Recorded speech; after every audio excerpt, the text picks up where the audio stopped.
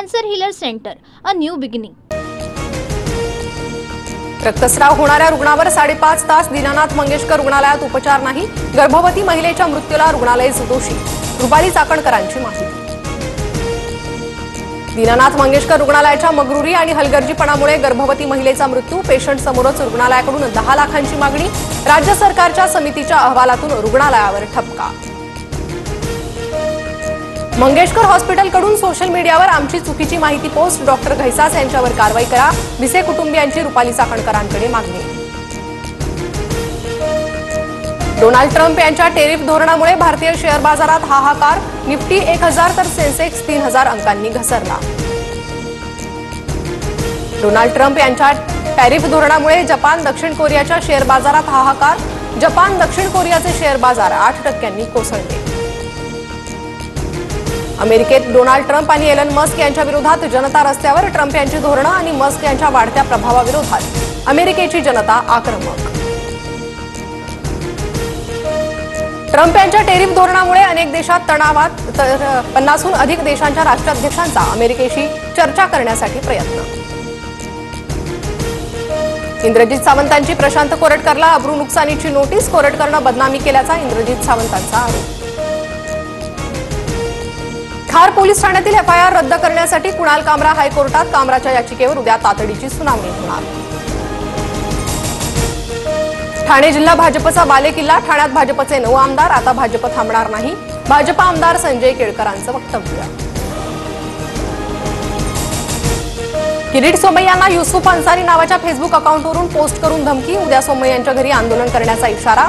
सोमय्यांचं पवईत मशिदीवरील अनधिकृत भोंग्यांवरून आंदोलन। तर मी धमक्यांना घाबरत नाही। मुंबईत अंदाजे 4000वर अनधिकृत भोंगे, याविरोधात आम्ही मोहीम छेडणार। किरीट सोमय्यांची प्रतिक्रिया। मंत्र्यांचे सचिव 4 महिने वेतनापासून वंचित। मुख्यमंत्री कार्यालयाकडून नियुक्तीबाबत अद्याप मंजुरी नाहीच। विरारमध्ये रामनवमीच्या कार्यक्रमात अज्ञात व्यक्तीकडून अंडी फेकल्याचा प्रकार, तर अज्ञात आरोपी विरोधात धार्मिक भावना दुखावल्या प्रकरणी कलम 196 प्रमाणे गुन्हा दाखल। वर्ध्याच्या आर्वीमध्ये झाड कोसळल्यानं 3.5 वर्षीय चिमुकलीचा मृत्यू। आई वडिलांसोबत मंदिरात पूजा करण्यासाठी गेली असताना चिमुकलीच्या अंगावर झाड कोसळलं। नाशिकमध्ये नवऱ्याकडून पत्नी आणि सासूला जिवंत जाळण्याचा प्रयत्न। मध्यरात्रीच्या सुमारास घरात घुसून घर पेटवलं। बायको आणि सासू गंभीर जखमी।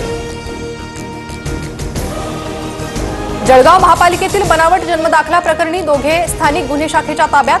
43 जणांविरोधात शहर पोलीस ठाण्यात गुन्हा दाखल। कोल्हापूरच्या पन्हाळा तालुक्यात अघोरी पूजेच्या बहाण्यानं भोंदूबाबाचा अल्पवयीन मुलीवर अत्याचार। भोंदूबाबासह मदत करणारी महिला अटकेत। मुंबईच्या तापमानात आठवडाभर चढ-उतार जाणवणार। राज्यातील अनेक भागात 2 ते 3 दिवसात तापमानात वाढ होण्याची शक्यता। अकोल्यात 43.2 तर धुळ्यात 42 अंश तापमानाची नोंद। पुणे शहरासह जिल्ह्यात तापमानानं ओलांडली 40शी। उन्हाचा तडाखा आणखी वाढण्याचा अंदाज। पुणे वेधशाळेचा अंदाज। कल्याण पश्चिमेत पाणी टंचाईचा प्रश्न गंभीर। कमी दाबानं पाणी पुरवठा। पाण्याच्या टंचाईमुळे सोसायट्यांचे रहिवासी रस्त्यावर।